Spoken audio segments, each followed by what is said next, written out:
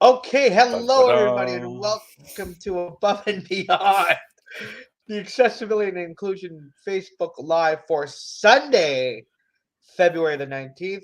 We decided to jump on a little bit early, being tomorrow's family day. We thought we'd give you guys a space to be with your family and loved ones, but we still wanted the opportunity to speak to you about something that's very passionate to us, the importance of accessibility and inclusion. Maddie, how are you? It's 5 degrees outside. It's lovely. I went for a little drive before the show, and I'm so happy that fake spring is lasting longer than I thought it would. Yeah, I realized speaking I, of I, I was reading something on the Facebook that there's 12 seasons that we have now, not just four. And so we got winter, then we have fake spring, then we have midwinter, we have fake winter, we have winter's last hurrah, second fake spring, and then finally we have winter's final last hurrah before spring actually happens for a week or two before summer takes over. and then fall. Is there a fake fall or Yeah. See, well, fall's my favorite season, to be honest. yeah? I love I mean, spring and fall, but fall. I mean, I'm born in the end of fall, so I think that's one of the reasons why I like fall. But it's about, both spring and fall are about the beginning and ends and the transitions of life, circle of life, and all that stuff. It's I like sweater weather. I like when you have warm days and cool evenings. I love the leaves falling. I love the leaves blooming in the spring, but I even more so I love the color spectacular of life that we get in the fall, where we don't, like, before everything decays off trees and becomes on the ground, but in the trees and in the world around us, like, there's just so much more color and everything's vibrant. And yeah, that's why I like it. So today's more fake spring. And I wonder if I've said this to a few people, and this is nothing about disability, but this is just me ranting because I'm the rambler. um I would love it if we had 5 months of spring, 5 months of fall, with 2 weeks. No, no, 1 month each of winter and summer. So basically, from the 23rd until of December till the somewhere in the middle of January. Yes, fine. Winter's 1 month. We get over with. Then we have spring, and again, 1 month of the heat, and not too hot. Right? It's like nothing like above 30. So it's between 20 and 30 for 1 month. Hey, excellent. So that's my dream. Yeah, and okay.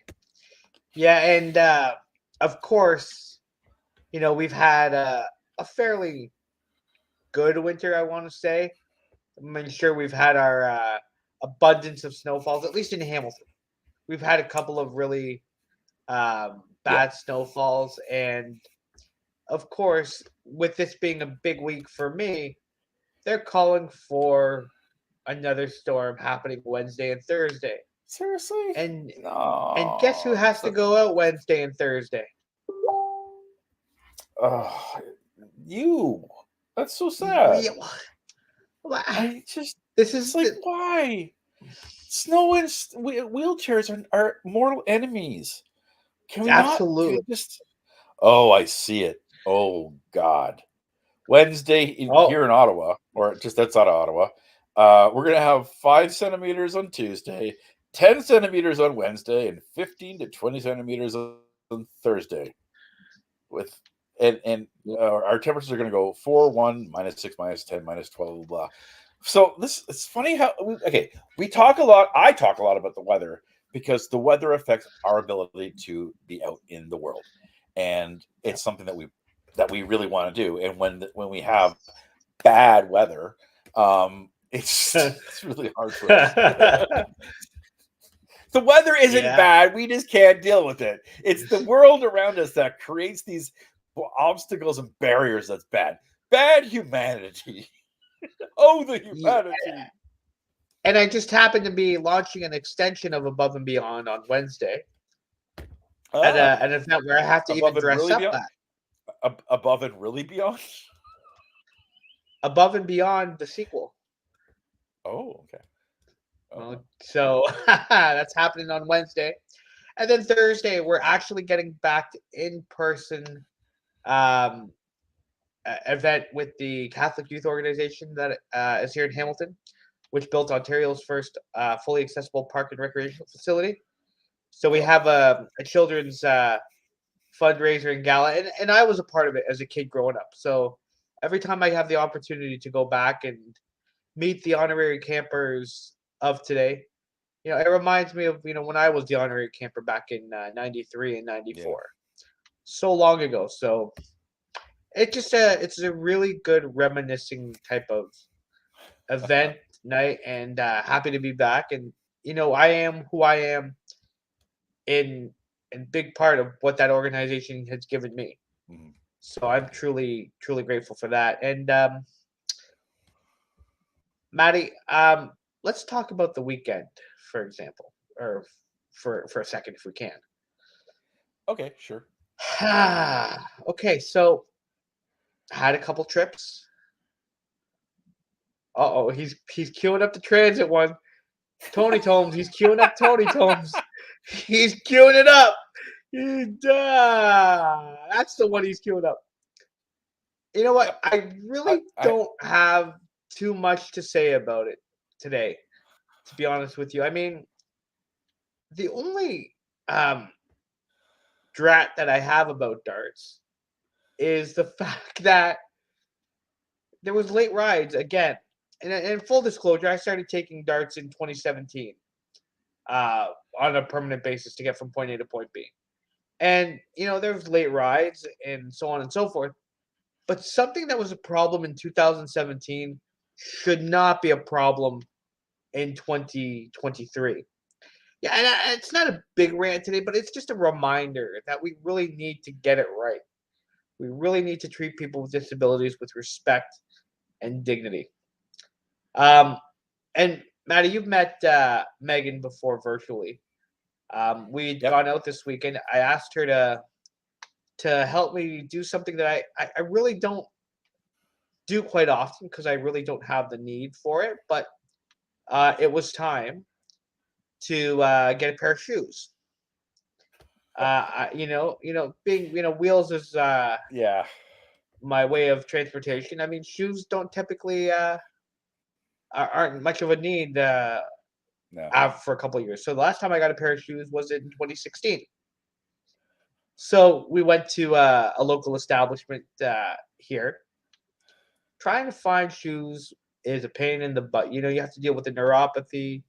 You have to deal Yep. with like the weakness in the legs and whatnot and the feet.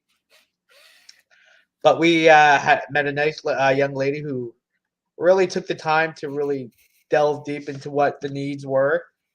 Mhm. So kudos to you, Alicia. So thank you so much for helping us, and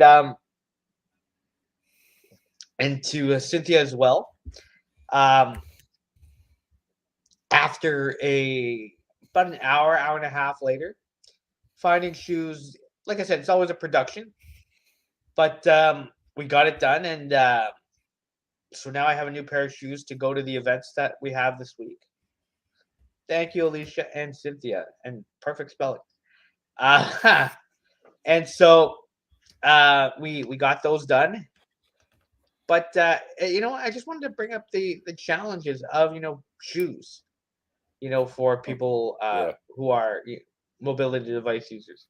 It's not a daunting task in the sense that it happens often, but Mhm. in the sense that just doing the task of getting shoes is a challenge because of I I have one foot that's bigger than the other. I can't buy two different shoes, different sizes. So you got to compensate, and you got to find the right width. You got to find what is comfortable. You got to find sizing. You got to find look. So with that, just it's the challenge. But after an extensive search at this place, we were able to get a pair of shoes. I need to get another. Exactly. It's and it's I need to find another pair. but we were able to accomplish half the goal. Yeah, over the weekend, which was great, and but it's a challenge nonetheless. Yeah, um I have all kinds of I had all kinds of issues with my feet even before I was in the accident that put me in the wheelchair.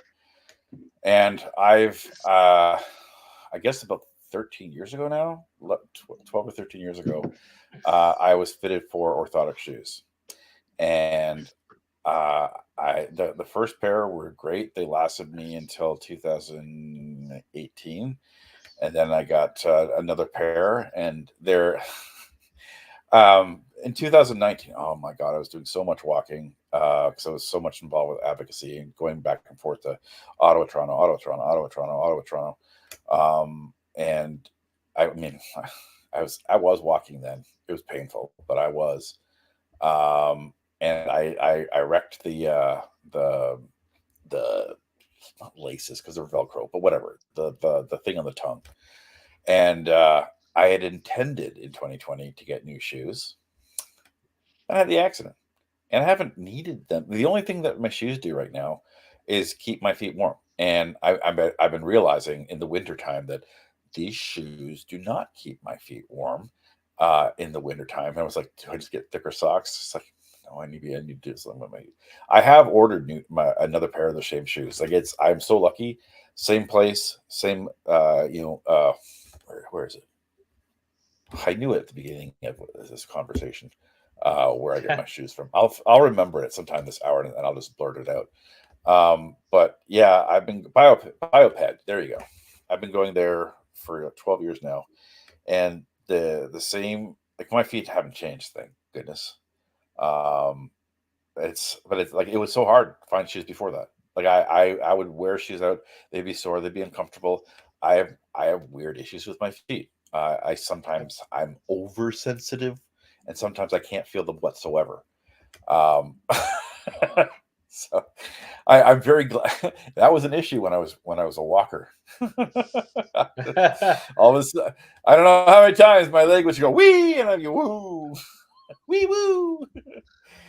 Yeah, I should have had a around before about a couple months before I had the accident. We were talking about having knee surgery. We're talking about that I really needed to go back to using a walker, and then my body's just kicked the me out of to make all of those things so minor minor things in the rear view mirror of my life that seemed so big and insurmountable back then. Yeah, but feet, shoes, like it's something that I don't think about until I'm cold. I don't think about 'cause I don't. I mean, I walk a few steps here and there inside my house. Outside of the house, there's no fracking way. I might step into a car, like 1, 2 step. That's the need for a shoe. But it's like I've wondered sometimes, are there other ways that I could shoes are uncomfortable. Like even if you have good shoes, they're meant for walking. They're not meant for just sitting there. And I don't, I have great use of my feet. Great, like my feet are probably the strongest parts of my body other than my mind and my mouth. Um, my feet, not my legs, but my feet. Um, I wish I could do something with them that was. I'm glad we're talking about this because it's making me really think.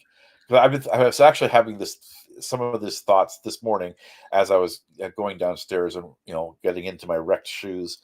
That at least like they look bad. They're fine for just being on my feet, but they look bad. And I've had some people in my life tell me, "You haven't got rid of them yet. It totally makes you look." And I'm like, I'm out and about. I don't care. I'm not meeting the queen yet because she's dead. Yeah, and oh, oh no, I we should forgot that have the queen was started. dead as I was saying this, and I was like, "Oh, shard." So, ladies and gentlemen, we should have started the live with a disclaimer. Maddie Taylor has not been caffeinated yet, or have you been caffeinated yet? No, I just finished the caffeination before this thing. I had Okay, so I've he's only been had one. caffeinated. Yeah, There's some caffeine flowing through me, but it's like I've had a lot of thoughts today. Also, I woke up only 3 hours ago. Yeah, 3 hours ago now. So this is like lunch to me. This is lunchtime talk. My brain was like, whoo, whoo, whoo. So Maddy I Dever has probably been caffeinated. yes, yes. There's confirmation in this they person. Exactly. And yeah, so oh wow. So like I don't know, like I found that very interesting, getting a pair of shoes. Now having not gotten a pair since 2016, it was time for that. It's not like my shoes were bad or anything, but it was just Yeah, time for a new pair, especially with the events coming up and whatnot. yeah. I've seen Yeah, lots it's of pictures of you in ties, shirts and ties. I gotta get the matching shoes. I'm not cool enough to rock a You suit need to with get running blue. shoes. You need blue suede shoes. That's what you need. Speaking of blue suede Hey, hey, shoes, hey. All right, oh all right. hey, Wait, now I was about to do an Elvis impression, but then all of a sudden Matthew McConaughey was rearing its head. Like, all right, all right, all right. Hey, all right, all right, all right. There you go. I'm the king. we got we got an MC happening for the event on Thursday, who happens to be a really really big Elvis Presley fan. So and it's a colleague of mine that I work with at Cable 14, and just a really good person overall. Has the perfect kind of like MC stage name, but it's actually his real name. His name is Mike Fortune. So that's So he's McFortune. right. He's Mike Fortune, and so it'll be a good event on Thursday. I'm looking forward to getting back to where it all started for me and reminisce some Yeah. 35 years It later. yeah. As you were talking about that, there's a couple places uh, that I went to in my childhood that really were prevented me from going down a different dark and dangerous path. Right. The Boys and Girls Club of Ottawa. I think that was my place to be from the time I was like 9 to 12. I learned a lot about myself. I learned leadership skills that I learned how to use the leadership skills I had in appropriate ways. Not just take over saying, "Hey, I'm leading now," but I learned to be part of the group. I learned to share leadership. And then the other place that I went to was Crystal Lake Boys Camp, which is now Crystal Lake Camp for boys and girls. But the whole time I was there until the last year, there was just Crystal Lake Boys Camp, and it was 2 weeks every year that I went, that I just got to be with kids my own age, which is always weird because I was so much taller than them in the last 2 years. But it was I so many of the skills that I've learned in my life that have stayed with me came from there, and the care that the staff had. And yeah, if I hadn't had those things, I think my life would have been much more challenging, and I wouldn't have learned the things that um, got me through. Yeah, I learned how to be resilient. I learned how to keep going. I learned how to lead and not lead. Now, there's so many other things that I didn't learn. Not saying my life as a teen wasn't challenging for me and those around me, but I, the things that have pushed me through to my adult life, and it's also the way I've parented my kids. They all come from those two places. Yeah, Maddie, you talked about um, resiliency, and a Yeah, lot of that is equated to people with disabilities. Oh, you're so resilient, or you're so like I inspirational, could or you're I so couldn't imagine doing what you're doing if I had this. Yeah. in in a high pitched voice proclaimed. Um, but Or it could have been it's like this, It could have been like low voice. but yeah, it's what it begs the question, Maddie. Yeah. Like resiliency Is it resiliency, or is it just the only way of life that Survival. we know how to do it? Well, no, okay. So I think that there's a difference between survival skills and resiliency skills, and I think most of us in the disability world are, like, especially right now, especially with income and everything, we're dealing with survival skills, but it's the resiliency skills that I think let us surf on top of this wave Mhm. of nausea that we call government supports. Um, it's I think it's the resiliency skills that allow us to reach out and when there's opportunities, so we can keep hopping above this wave of survival. Um, so yeah, I think there is something different, and I think there's something.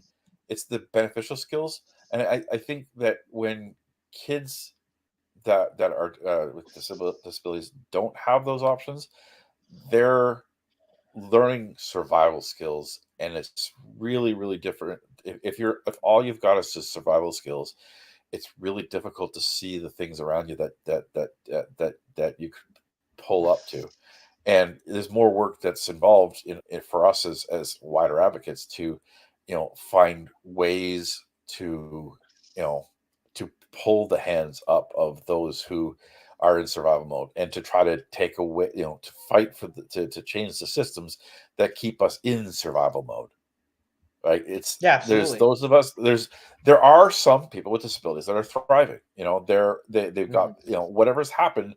There's a privilege that they have that allows them to thrive, and this is a really good thing. We see that in people like David Onley, which we've talked about before, the former Lieutenant Governor General of Ontario, who was disabled and fought and changed a lot of things for us. There are some that can thrive.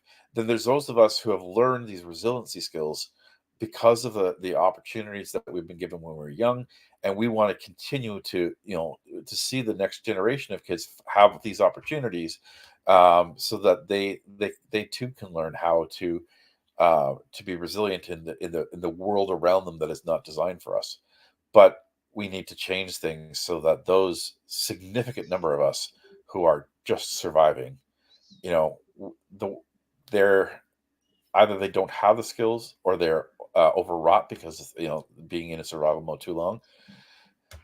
There's a lot of simple things that can be changed. There's a lot of attitudes, and we talk about attitudinal barriers, but I think those are the three types of people with disability, and we all need to work. The thrivers and the resilience, those that have the resilience tools have got to work together to push allies to make the broader changes, so that we can get the significant number of us who are just surviving barely, um, to a point where eventually all of us can thrive. Yeah, Rant and done. yeah, and to your point, Maddie, I think there's a lot of issues. Well, I know for a fact there is a lot of issues. In terms of gatekeeping, in Hmm. terms of the quality of life that we deserve as people with disabilities is being taken from us on account of perception, on account of perceived liability, on account of the fact that we're just here to perceptually exist rather than make an impact. Yeah, The accommodations are required to be in place so that impact can be had. Far yeah, too often, we look at the fact where, people with disabilities can only reach a certain plateau, a certain benchmark because of this gatekeeping, because of this perception of liability. And, coming from those without disabilities, it's really just not right. I uh, I look at two things that have happened recently, and we probably talked about it last week. I just talk, then I do move on to the next topic every week. But there was a change in ODSP. I think it was just this last week, where they're now requiring us to log into our My Benefits portal online and declare every month that we haven't been out of the province for more than 30 days consecutively this past month. And I've heard a lot of able-bodied people say, with affluence, say, well, of course they should, declare that. We don't want them cheating the system. Of course, like everybody has to, do things. When you declare things when you're going in and out of the states, and the issue for me isn't that we have to declare this. Like that's problematic that we have to say something else, like something that we've like. Why do we have to declare it ahead of time instead of what we've always done was we've declared it if we've changed, and every couple months our our workers supposed to connect with us to see if there's any changes, and that would be an appropriate time to say, hey, yes, I did this. But proactively trying to push this is this the gatekeeping feeling, the feeling that they're trying to put things to keep people from frauding. Who in their right mind would fraud ODSP? Who in their right mind would live on ODSP by choice and think that they're living in luxury? It's this concept that has been around for us for 30 years that people are bilking the system by going on disability. It just it pays so little. It is we need it because there's nothing else. But my God, we wouldn't choose this. We would not choose this life if there was a different option. It's just ridiculous that we're constantly dealing with this fraud business of disability. People have no idea. 1228. What is the mean rent in Ontario for one bedroom? 1450, 1600, right around there. More than what we get in total. It's asinine. It's so frustrating, this mentality. And we're seeing it again, another layer of something we have to do. And if you don't do it, you don't get your money. And people say, well, I'm never going to go on there. Like there's a lot of us that are pissed off and thinking this is why we should never go into government systems. It's like I understand the anger and the frustration. Like I'm going to do it every month, but it's like why what's the reason behind this? What's the why? I understand like the need to do a check, but why like this? It's like a key that we have to unlock again to get to this entitlement, which really should be considered a basic benefit. Anyways, Yeah, it's Maddy. just I was so angry with this last week. Yeah, you know what, and I noticed that too when I logged on to my benefits and all that. But it begs the question: why is there this now semblance to have to declare that you haven't been out of the province or the country for 30 days? What's the reason behind that, man? So I think that maybe sorry, my screen just flipped. Gotta find you. Where are you, man? I'm I'll find here. you. You're there you are. Sorry. Hello. There we go. Now we're back. I just accidentally put my hand on the trackpad in my screens. I have multiple screens, so not Yep. virtual screens. Anywho, why are they doing that? Well, I think they're trying. Okay, the cynical part of me is thinking that the government themselves have mandated this to appeal to their base, that they're making sure there's no fraud. I think I can't imagine that there is a high number of people on ODSP who go to another province or to the States for more than 30 days. Like, and okay, so the thing is, and I see there could be a problem with somebody who went away for 2 months and was getting this money because it's supposed to be for people living in the province. I sort of get this, but it's got to be so minimal. And we're doing this massive change, massive technology change, like the money that went into making this happen, right? Whether it's a small bit or a large bit, money was paid to change a system that's now a new gatekeeping lock that people have to do Mm-hmm. to get the money. And if you forget to do it, oh, we're like the one thing I find the other one thing, another thing I find very frustrating with ODSP is that we can lose our benefits without any warning, and we have to, after we not get it, try to figure it out. And it's like, well, you didn't do this, you didn't do that, but I didn't get a letter. I didn't like you're going to send me a letter out, like you're going to send me a letter after the month.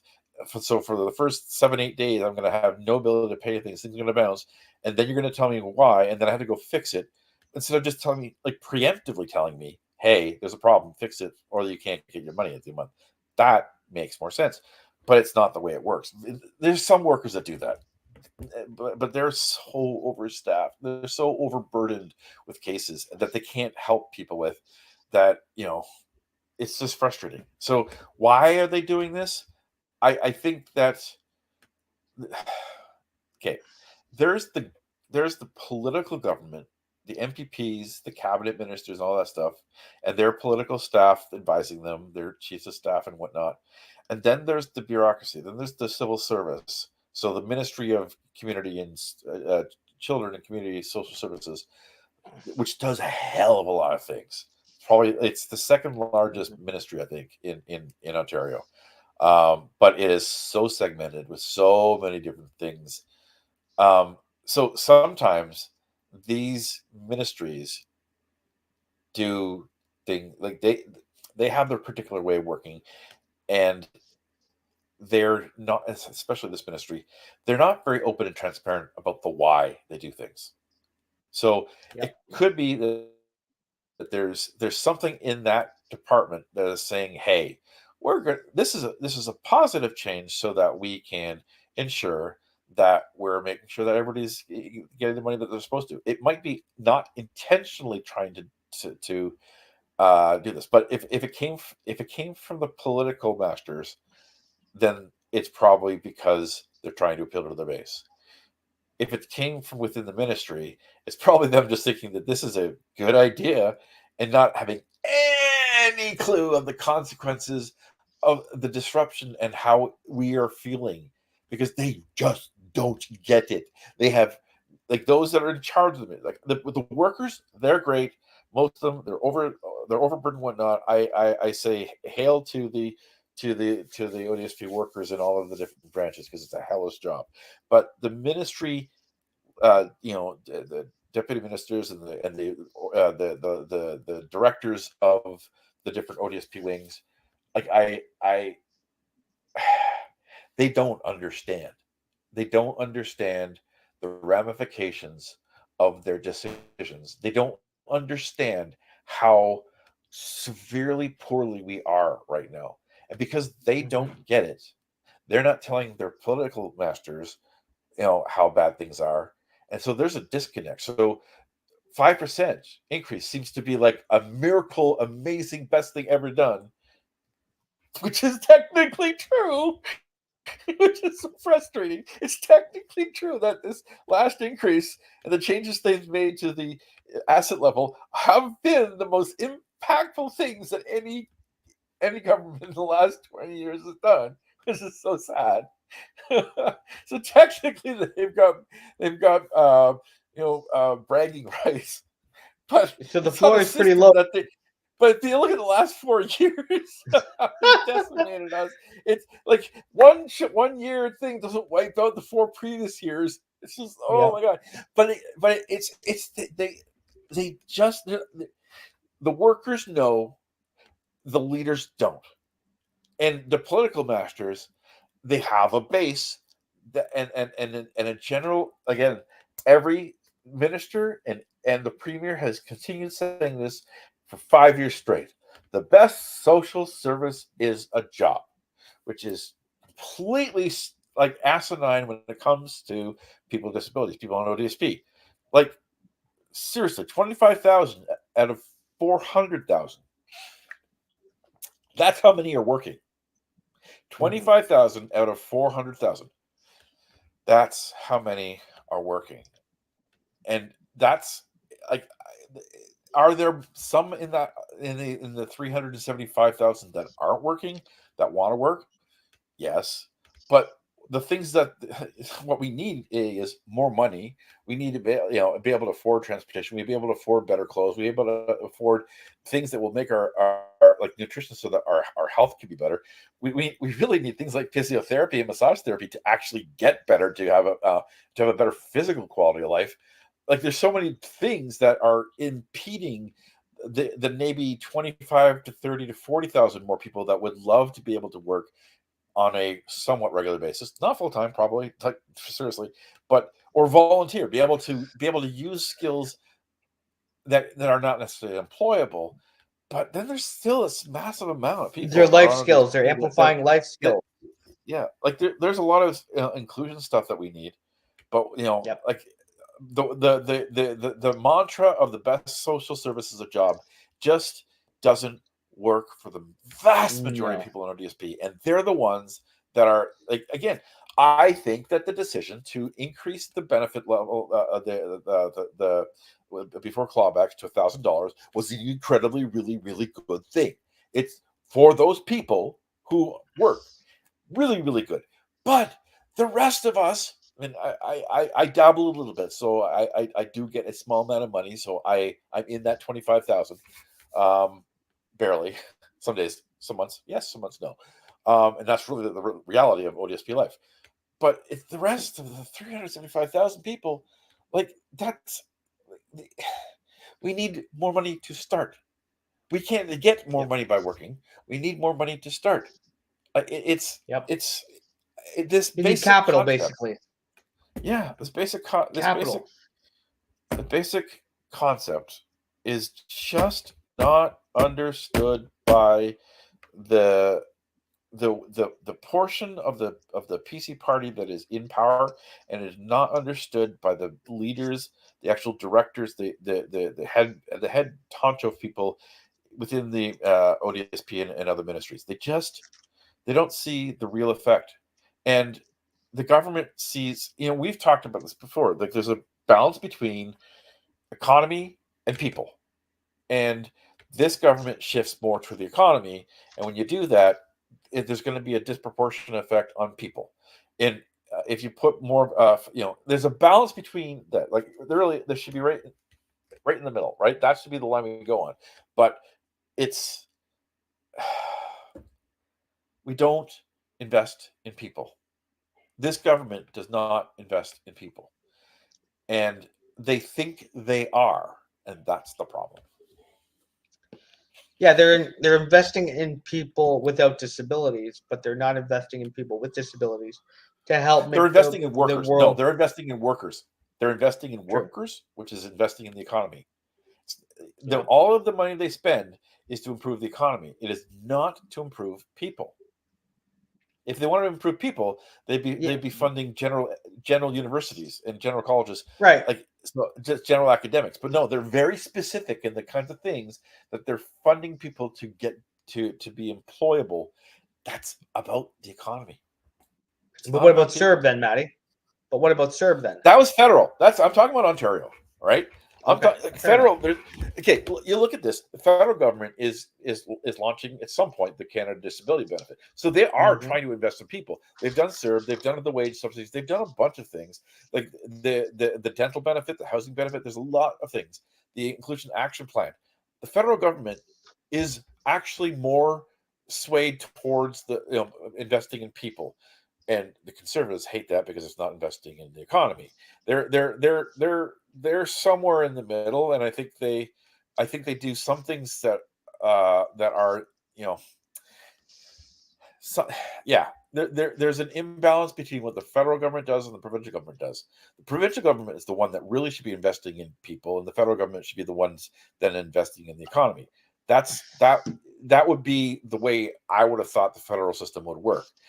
But when you get a bunch of conservative governments across the country that are investing in economy and not people, then the Hmm. federal government has to fill in the blanks. The Canada Disability Benefit should not be something that needed to exist. However, we have a world where the provinces, every single one of them, does not does not provide an income to any person on disability over the poverty line. And it's 375,000 people in Ontario. on ODSP that aren't working that get the minimum and nowhere near poverty line. Those Right, right. 25,000 are able to get somewhere close to that. But when you think about it, the poverty line and working full-time minimum wage are about the same.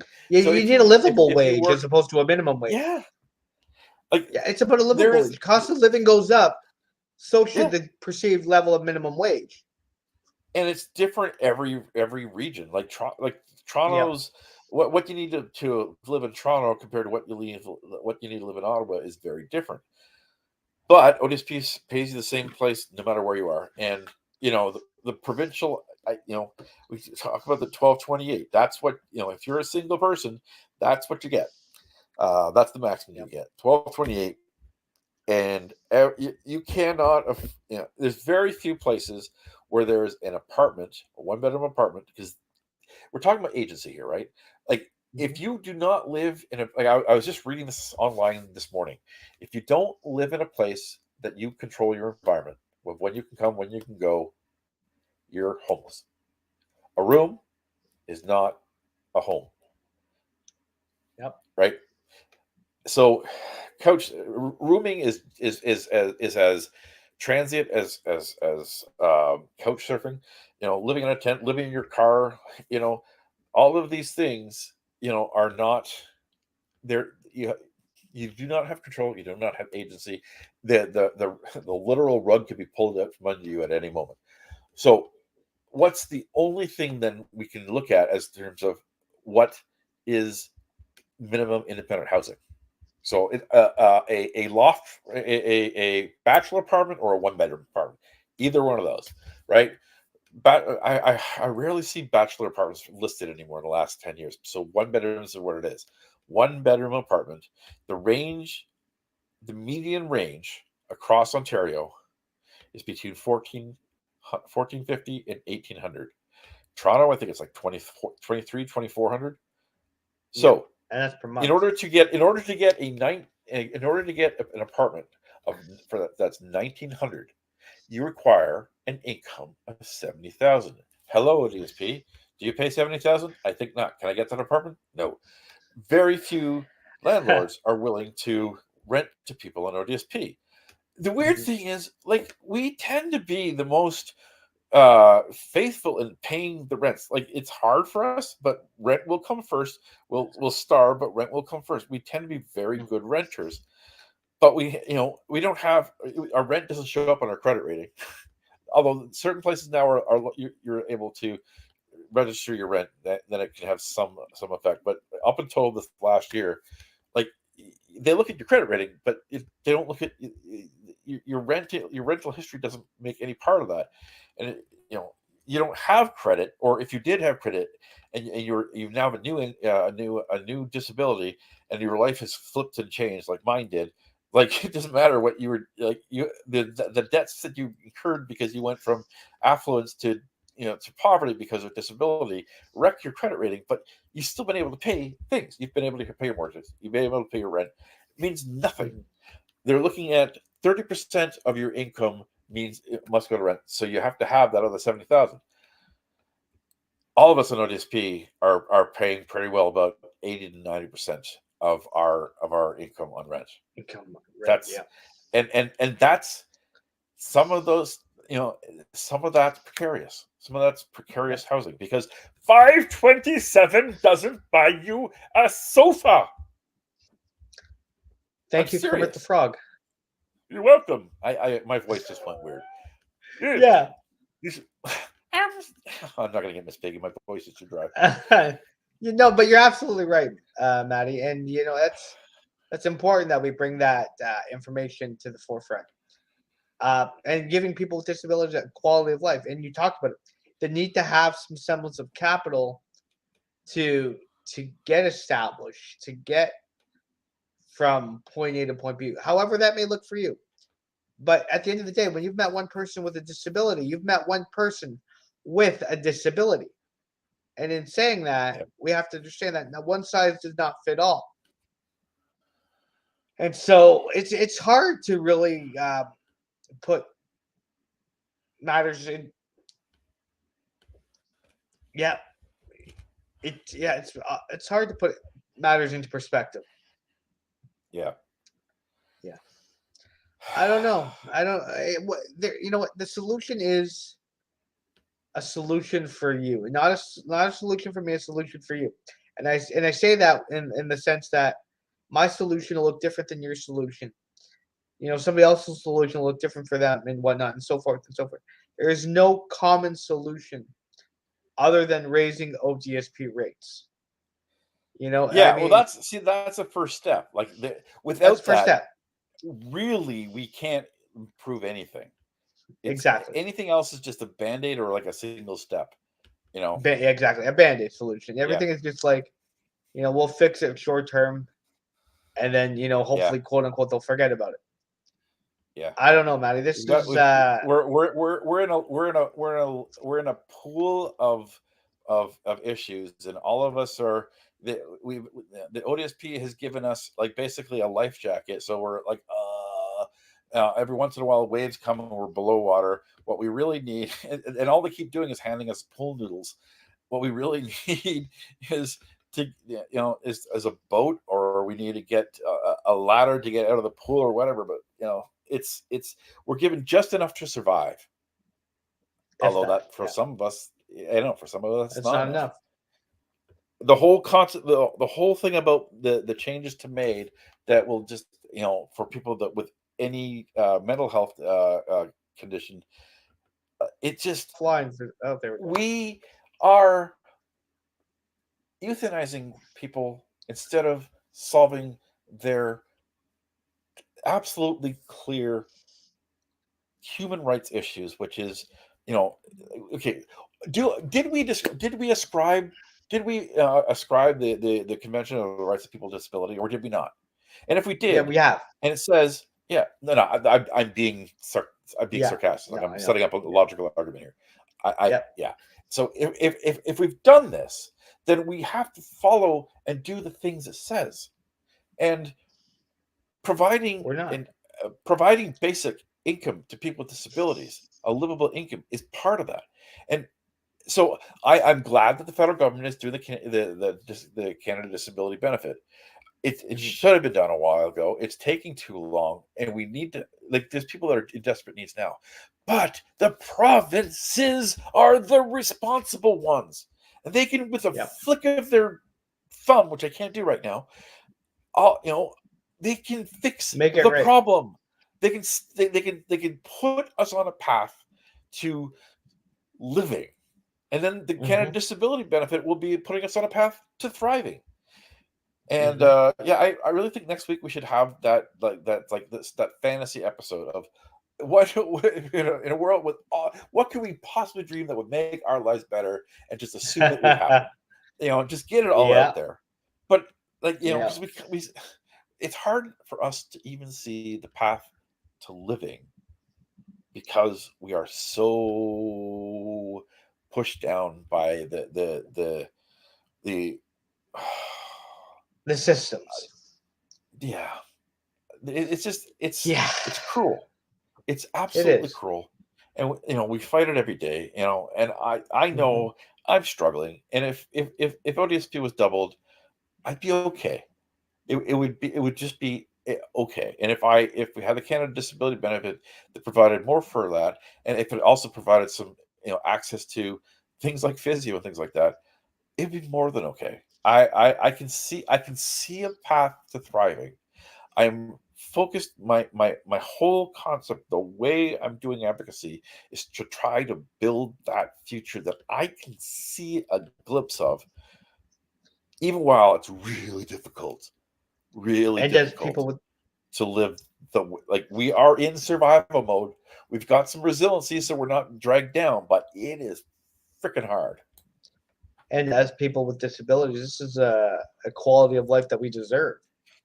The fact that Yeah, people are dictating what the lives of people with disability looks like is wrong. yeah.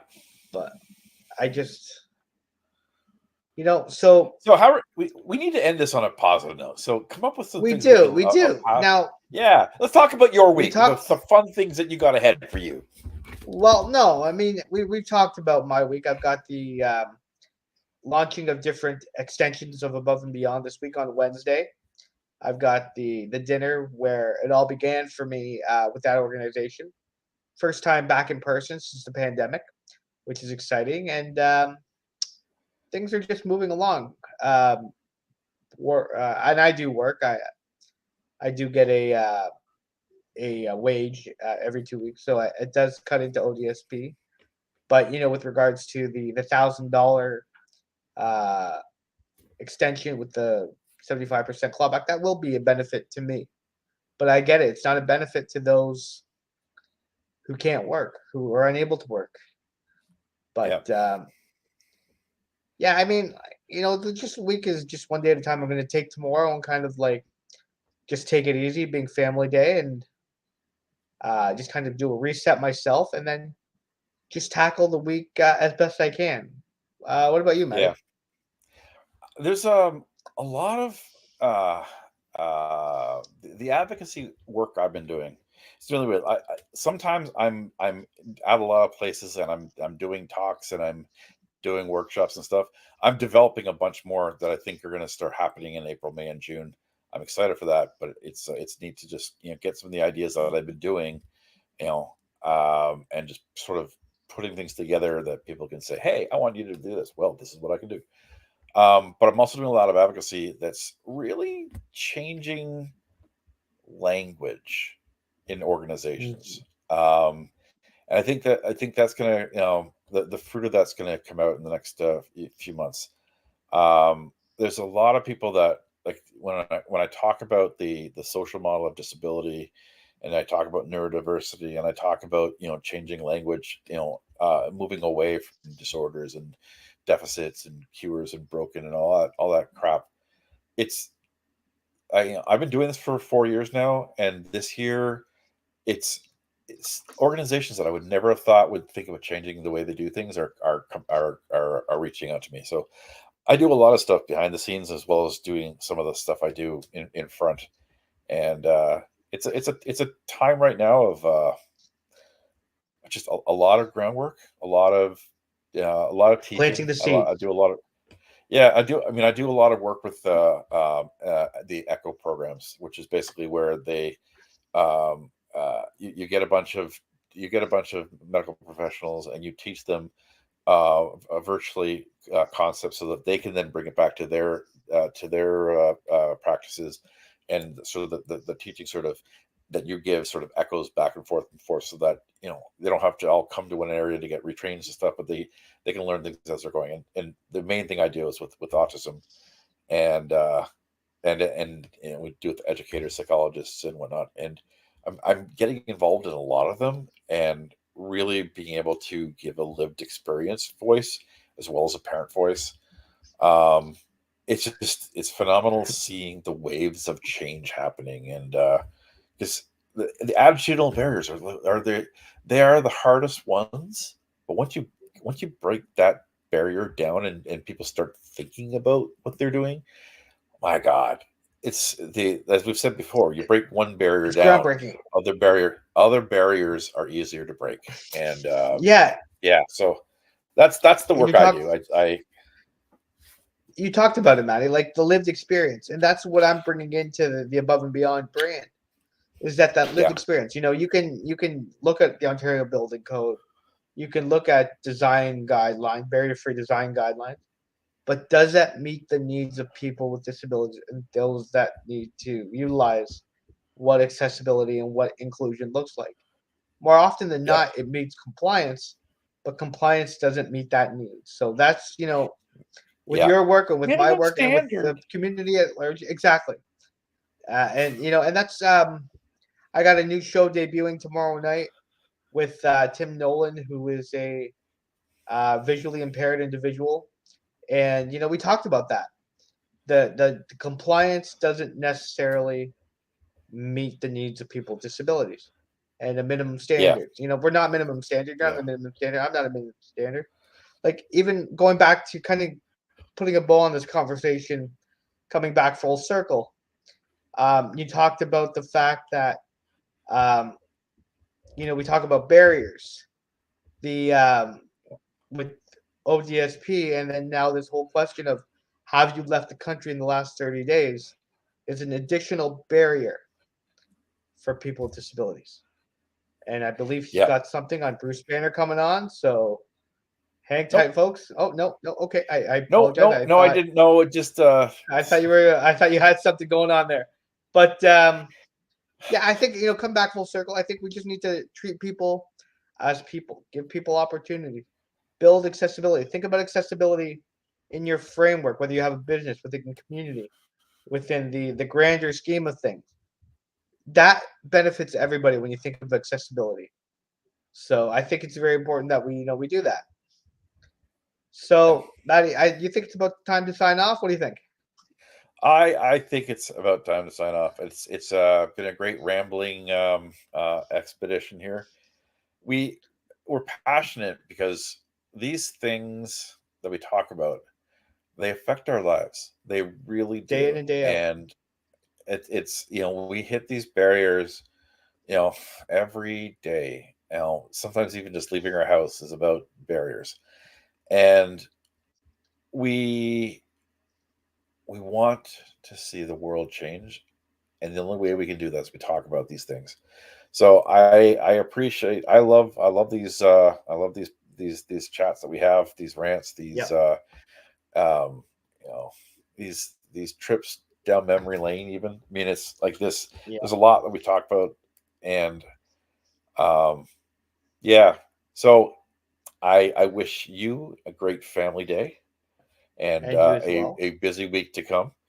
And Yes, indeed. I look forward to spending time with my daughters as we go to Comic Con in our town tomorrow. Every year we do Comic Con on Family Day, which is a great family Cool. expedition. So Excellent. it's this has been a great Sunday live at 5.